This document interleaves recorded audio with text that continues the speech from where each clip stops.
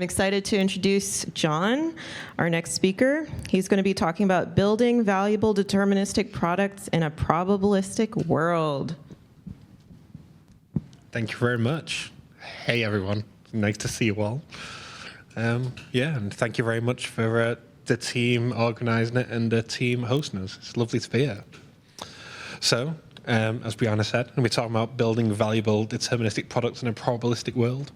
A mouthful of a title, but, you know, I'm not a copywriter. I am a humble-ish data person. So we'll go with that. So let me make sure I can do this correctly.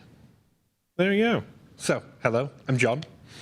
My background is, genetics, molecular genetics of wheat.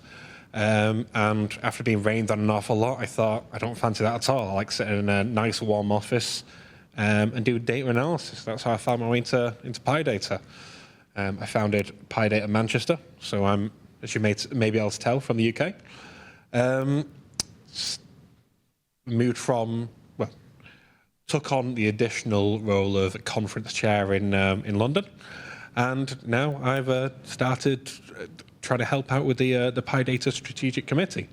So trying to bring together a lot of the different strands of the PyData communities across the globe. As Tamara said, there's an awful lot of us, so trying to work together. I also organise the Field of Play conference, which is a sports analytics conference, and the Illuminate Energy Data conference. All of which is my many volunteering works, and my actual day job is PDFTA, which is a consultancy which helps organizations build data products. So that's my little advertisement there.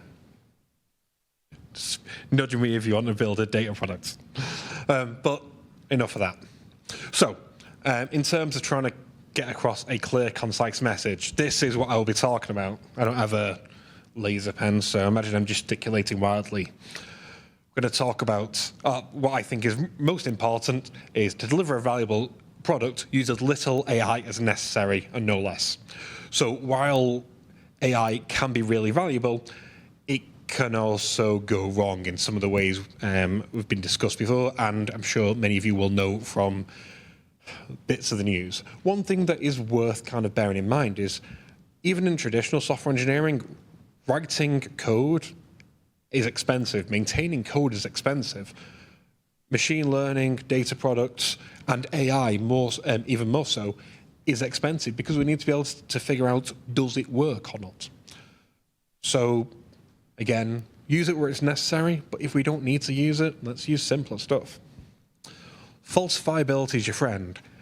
How can we determine if something works or not? There's a question of, and I'll come into it about, the scientific method of, can we tell if something works or not?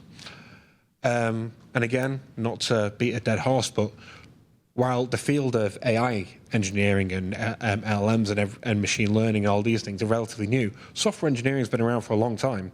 Best practices of software engineering don't necessarily cover every single problem that we have to solve.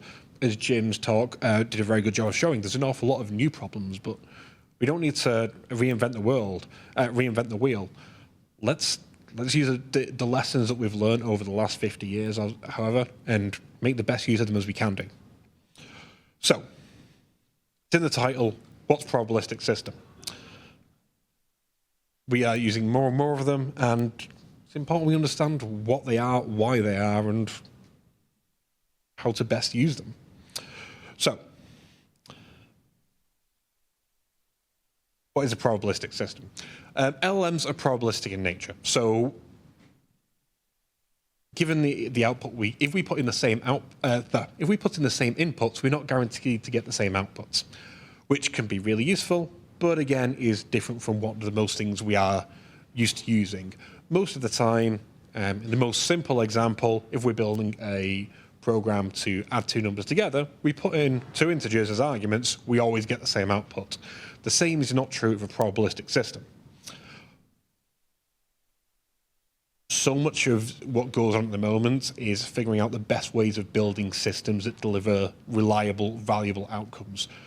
An awful lot of salespeople from Silicon Valley are saying we'll have fantastic AI overlords or whatever else. But in fact, we're actually going to have to build and engineer these things, and we're going to have to figure out the best ways of doing this. So what is a probabilistic system? This is as I'm sure many of you will be able to tell, a normal distribution. It is the most normal distribution I can think of. We've got a mean at 0, and we've got a variance of 1. If we sample something, the expected value would be 0. But obviously, it's a distribution. We could sample anything, and it could be anything along this distribution. This is kind of what I mean by a probabilistic system of there is a probability of taking any value within this range. And the same is essentially true from large language models. There's a probability of sampling any token in its distribution. So how do LLMs generate a response? So this is not necessarily the easiest to see. Trying to figure out my mental model on the plane. And it's essentially, given a sequence of tokens, given a sequence of tokens, what's the probability of the next token? Well, that depends on the in-context examples that were given and the order that they're given. And I was very surprised, but pleased to notice that a recent paper, LLMs are Bayesian in expectation, not in realization, given very nice formalization of this. So when we were trying to predict the value of the next token but one, the probability of y, n plus 1, we'd taken a sequence of the tokens that have already been predicted.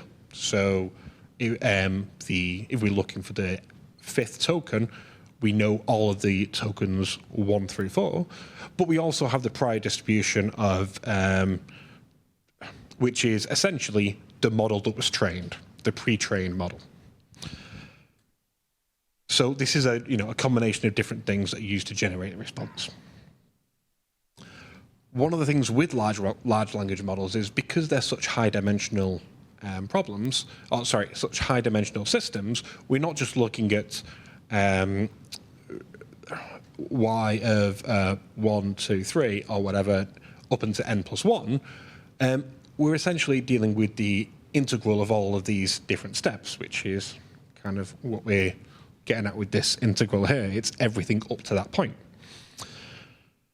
So the higher the integral, the higher the number of dimensions we're dealing with, which gets really, really complex to think about. And this isn't really strictly necessary, but I just think it's really cool how the higher the dimensions of a hypercube, the volume always expands, and for the volume of a hypersphere, it decreases. So if you're looking at trying to find the distance from any single point to another in a very high-dimensional hypercube, it's really, really computationally inefficient. So this is another, it does make sense to me, but this is how I think of things, right? So a few years ago, I learned about a Markov decision process. I don't think any of the folks from PyMC3 are here, so they will not be able to, they will not tell me, John, you're talking nonsense. But the way I think about things, an awful lot of, and I use this as a very helpful mental model in terms of probabilistic systems. We have an environment, right? So this could be a blank page in which we're going to put in a prompt. We put in a prompt and the agent can take a set of different actions. Now, over the entire distribution, there is, if we say, I don't know, 1 million tokens in the distribution. So 1 million words of vocabulary or whatever it may be. We've got a set of 1 million different actions, each of which has a probability. Some of those will be higher than others, and as based on the context we've given it, that'll change things. The higher the action space, the higher the action space, the more things we could take. If we have a smaller action space, the less chance there are of the model picking a really random element. So, I realize this is a little bit off the wall, but this is, bear with me. So, between my mental model and the very fancy mathematics, there's a probability that any given token can be predicted next. It's a much higher distribution problem that is based on the cardinality of X, the amount of tokens we're going to put in and that we want to generate from. And ultimately, from a business perspective, we have to think about how do we validate the probability of, how do we validate the predicted y prime n plus 1. So, complete change from the very theoretical maths there to structured outputs and AI and some software that some of us will use. So, mentioned about structured outputs. What is a structured output? It is really simple. We want to make sure that response is always a specific structure adjacent. So for this, for example, we want a cat. We have adjacent, we have pets, it could be. The name of our cat is Tiddles, and its species is a cat. We could have a dog, it's called Spot, and the species will be a dog, etc., etc. We can add more properties, they can be nested, they can be whatever else we want, but we can always say each of these outputs has a structure and a set of properties that we can validate against. So I'm sure a lot of you will be familiar with Pydantic. It's the most popular data validation library of Python. In Python, we could define, we have these set of properties, a name of a particular type, so a string, a color, a literal. We can have a weight, and the annotations can be, the annotation is part of what gives it so much power. Not only is it a float, but is greater than a particular value. Not only is a BASAM, whatever that could be, a particular nested type, so dictionary of strings and lists and all this stuff, we can define our own types and inherit them through that. Very powerful, I hope you'll agree. What's more is we can define custom validators. So not only taking in things such as greater than, less than, whatever else, we can define our own code in here. Which, and I've never tried this, but I believe we could even define calls to external large language models if we wanted to. So all that's just from the Pydantic documentations. There's other things such as Pydantic AI. There are other alternatives to this which take structured outputs and make sure that's and define those responses from AI. So hopefully relatively simple. We are saying we're defining an agent. We have a particular model. Could be OpenAI, could be Gemini. Doesn't matter. Whatever. We have a particular output type, and this is the Pydantic structure we defined before. We can say we want to make sure the response is only limited to a particular number of tokens. We want to say we'll only retry it 5 times. I'll come back to that in a moment. And we can kind of say the system prompts. Now, there are all kinds of other different parameters we can stick in there. It's very flexible. But essentially how it works is by saying we are going to prompt the LLM with our system prompt, with our user prompt, which is defined as part of the Pydantic output model, or the output type model. And when we get the response, we will validate it according to our Pydantic validators. Some of those will be built in, such as is it a string? Some of them will be ones that we've annotated, say is the value greater than X? And some of them will be the custom validators that we have written specific Python logic for. So we are doing validation kind of in real time. We get an example of saying, is this correct or not?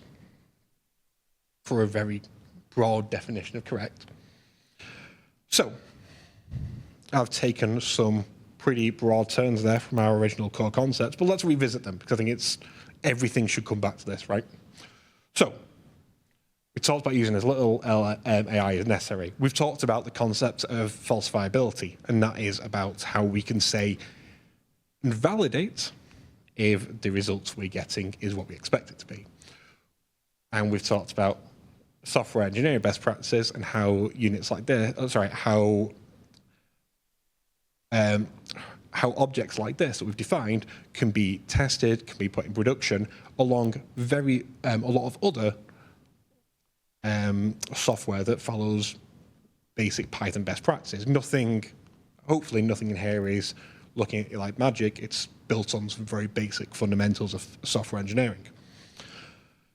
So I mentioned before, we care about the predicted value of y at n+1, right? That the next token is the next token, the correct thing. Except we actually probably don't care about what the next token is. We care about the unit of work that we're doing, the problem that we're solving. Do we have to care about each token when we're dealing with a large language model? Or can we reframe the problem in terms of structured outputs? Can we be sure that the structured output, that unit, is correct or not? So we don't talk very much about data science anymore. But in terms of science, we've got Karl Popper, who's one of the most important, influential philosophers of science. One of the things that he mentioned was the falsifiability theory. How can one say, how to phrase this? How can one prove that all swans are white? It's almost impossible. All one needs to do to disprove this theory, however, is to show one black swan. So we can take this approach to the way we think about our validation, the way we think about our structured outputs. All we have to do is say, well, based on the outputs that we've seen, that we've observed, how can we be sure that our rules hold true? Or rather, how can we disprove our assumptions? What hypothesis can we set up about our data and then disprove them? So that's all very high and abstract. Let's give some examples of how this has worked in real life businesses. Excuse me. So, working in a health startup, really, really small team, not a very technical team. They asked me to come in and help because they didn't have any professional data folks working with them. So it's completely greenfield. This is the MVP for the business. And this isn't me just saying it's, toot my own horn. This is not particularly fancy. It's just trying to give a bit of context to what we're working with. So a user puts information about themselves, their condition, their life, and then what we will do is take a little bit of information about that condition using a similar RAG approach to what Jim mentioned to say, rather than worry about the retrieval, we'll do a key value lookup, pop that into the context, and then we can give some important information and structured outputs that can be returned back to the front-end web page, and we can return that information to the user. Now, I'm intentionally being a little bit abstract because I can't talk about the details of the company itself. But we can say, all right, we can pass the information, process it in different ways, and return it to the user. Really want to mention we're not doing anything, we're not diagnosing anyone, this isn't a doctor or anything like that. It's to help patients manage their own conditions. So what is it like as an actual patient? So this is a bit of pseudocode, but essentially we can say different attributes of what a user could look like, information about a user, and incorporate that into a model. It's really easy to add in and say, okay, not just what activities or hobbies or routines you have, but add in a new field to say, okay, what injuries have you had in the past? So as an open-ended question, have you ever had any sporting injuries in the past? Perhaps you broke your leg playing soccer when you were a kid, and this could be important. Maybe it's not, but we can make sure that this can be captured in the model and in the context that we pass to the LLM. We can also then build a nested model to say, okay, and this is what we did, to say, okay, not only do we have an about you section with that nested model that incorporates this, but also add on other features to say, okay, what's your lifestyle like, and build a pydantic model based on that. And similarly, because we can say the condition ID, and I was surprised to find this, but there is an entire data set of all known conditions that have specific definitions that is shared by, I believe, the World Health Organization. There are unique lookups, so there's a different ID code for a broken lower arm and a broken upper arm. So it meant we didn't have to do any fancy retrieval. We just did a key value lookup. All of this meant it was really easy to come to create and generate a response, pass that back to the front end for the front end to do something and to process the information. I think this will be on the next slide. So what did that actually look like? It meant we could very easily go for an MVP. Because I was working with some medical professionals who are actually kind of the CEO, CTO of this company, and I'm not a medical professional at all, I was able to very quickly iterate through what the questions they wanted, return responses to them. So, for example, the age field wasn't something that they initially thought of, but was really easy to add on. Each of these components is composable in that they are literally different Python objects.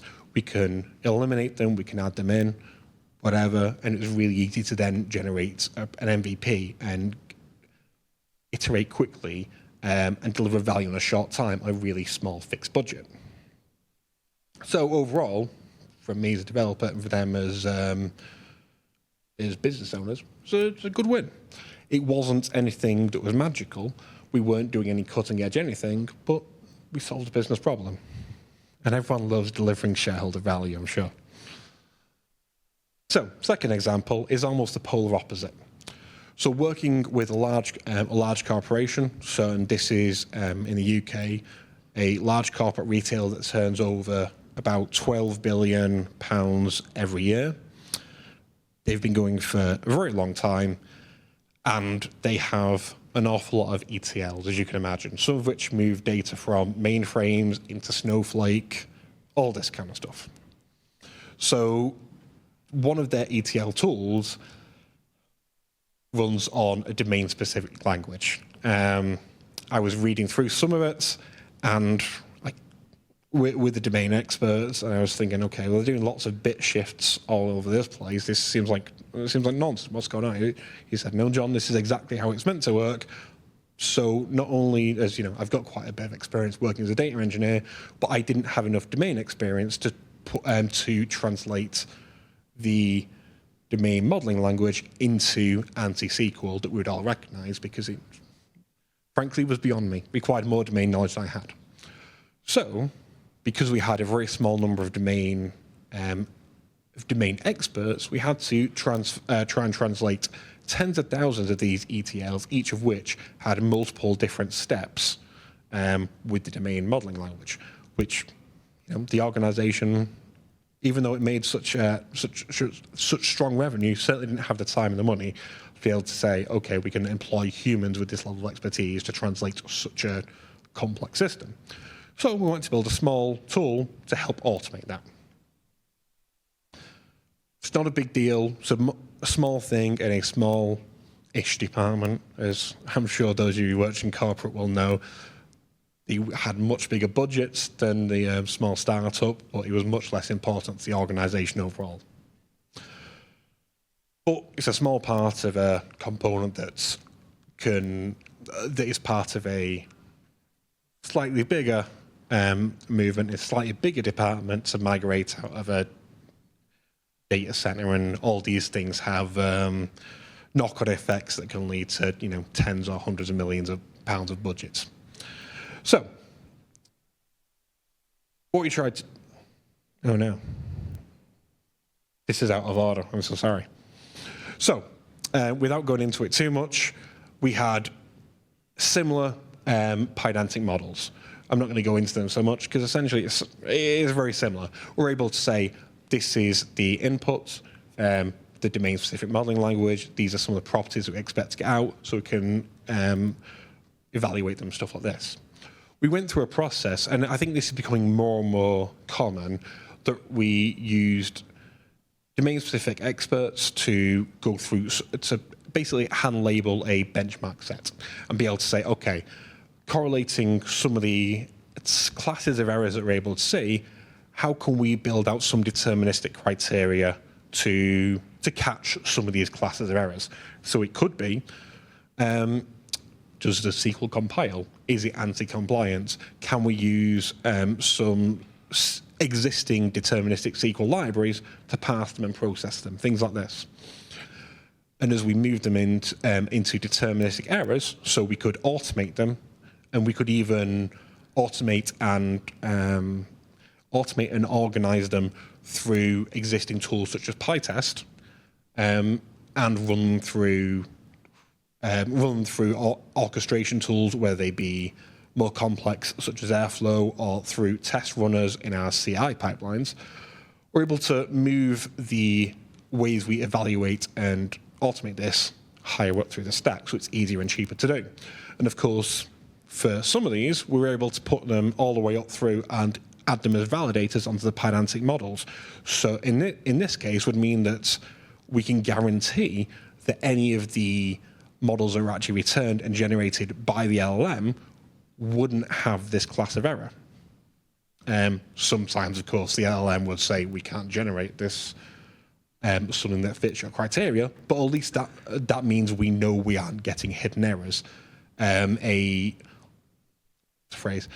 explicit error is much better than a silent failure. So yeah, this is the process we tried to go through. So some of the criteria we're able to say is, of course, is it a valid SQL query? This was relatively easy to come up with beforehand. One of the things that we noticed was an awful lot of the SQL that was being generated had a create statement, had an insert statement, whereas all we wanted to do was make sure, we knew for a fact that you should only ever generate a select statement, essentially. We're selecting data, we're transforming it, we're moving it somewhere else.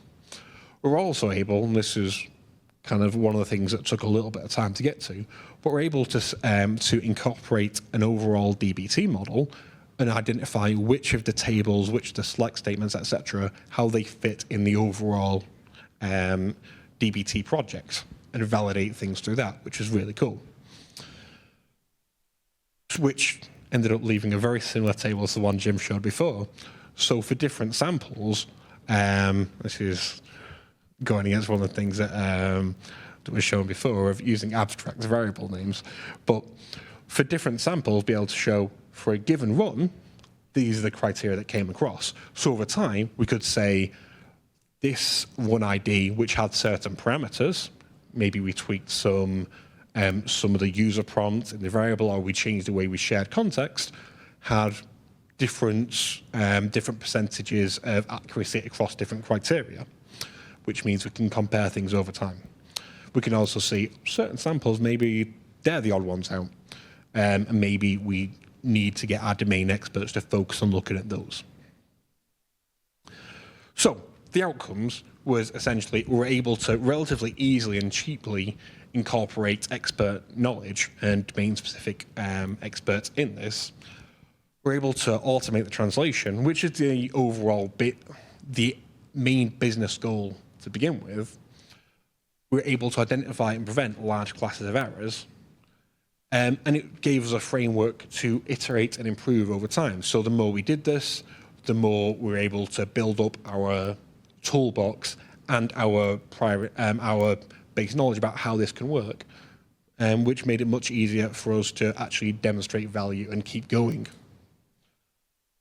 So, in conclusion, coming back to the core message again, because I really want to bang this point home, being able to deliver the valuable product using as little as necessary and no more, no less. So we know, and again, like I say, translating from the domain-specific modeling language, I couldn't do, but we're able to build a system that could automate it.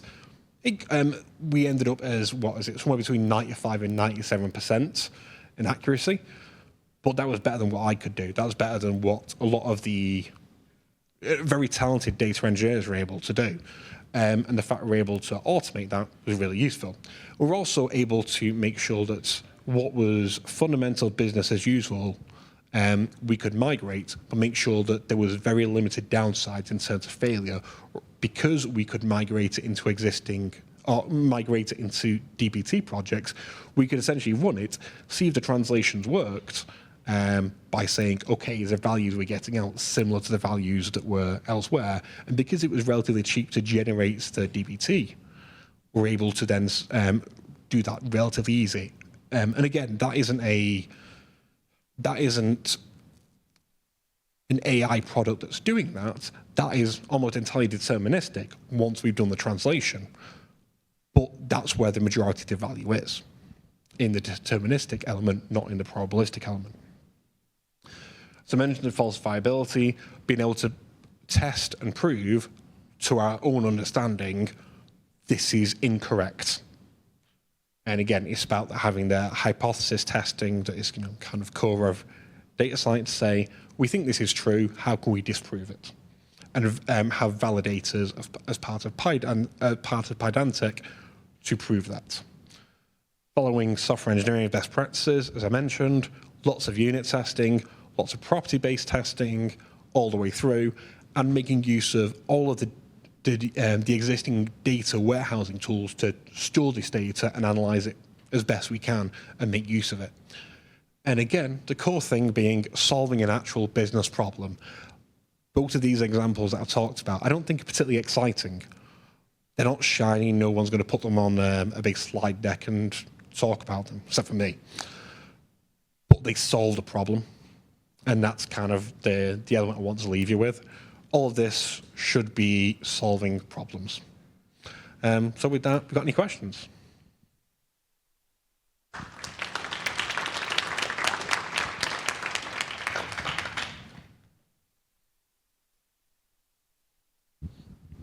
No? Oh, got one.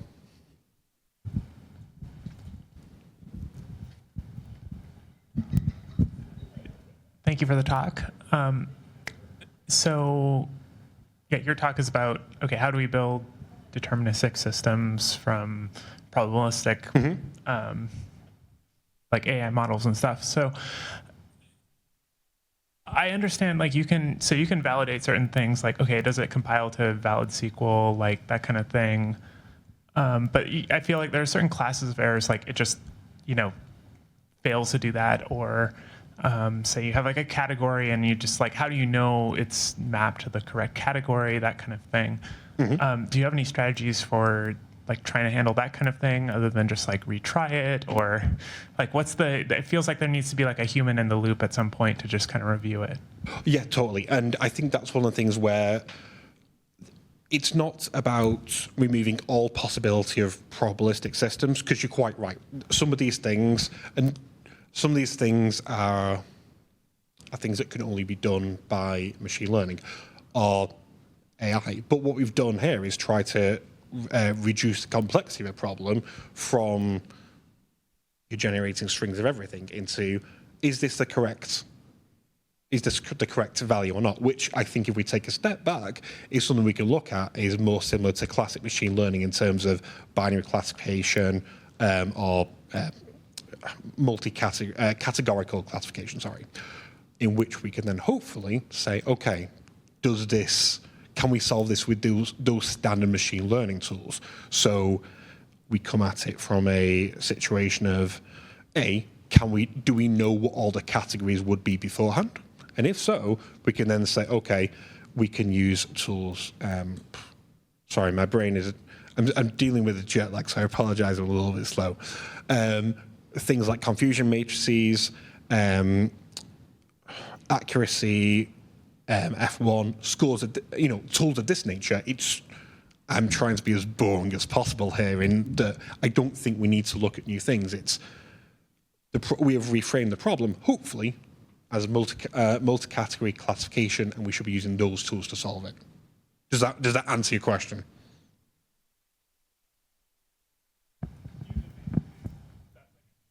So it's like, oh, thank you. Yeah, I think so. Like, things like confusion matrices, like how often does it get it wrong, or how often is the answer consistent, right? So do you think like adding some redundancy, like, let's run it multiple times and see how frequently we get the same answer, and if it's like less than a certain threshold, like that kind of thing, yes. And again, all this will depend on the problem for your business. Is precision more important than recall? things of this nature. But yeah, that's fundamentally how I've been approaching it. Okay, thank you. Yeah, it seems like, I don't know, AI is great for situations where the truth doesn't really matter, but if the truth does matter, like it's a lot harder. Yes, which I think is for most things that we really rely on. So it is useful, but got to be real careful with it. Thank you. Anyone else?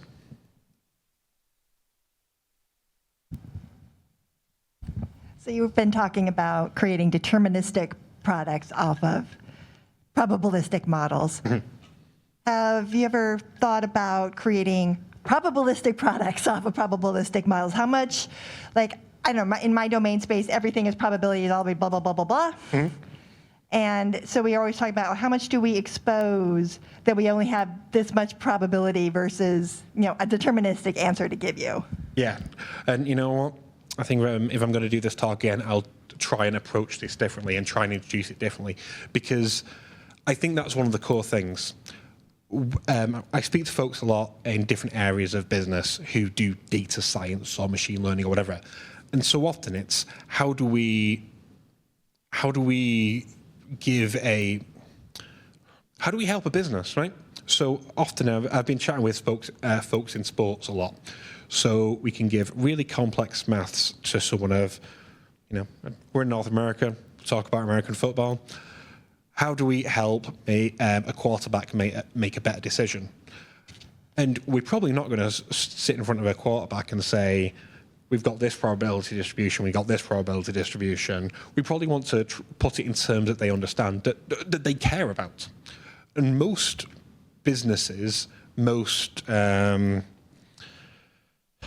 organizations, most decision-making processes, whether or not it's a recommendation system that's automated saying, we're going to show you this product, so we're going to show you this product, or a COO or a quarterback wants to basically be presented with a choice. Sometimes it's a very complex choice, but usually it's something that they can do to pull a lever in their organization that will make something happen. And that is why generally I think we want to frame this as a discrete, deterministic choice of we can have some reliability, we put these things in, and we have some output that is interpretable, that is relatively discrete in terms of one of these elements, as opposed to we want to take some sample from a complex conjugate distribution, which, again, I apologize. I probably haven't done a good job of clarifying the distinction between discrete probability, discrete distributions, and deterministic outcomes. Those are different things, but they can often get mixed up when it comes to actually making human decisions. Sorry, I'm not sure that answered your question. It's a little bit of a ramble, but I hope that was helpful. Cool. I guess if there's no more questions, we'll leave it there. Thank you very much, everyone.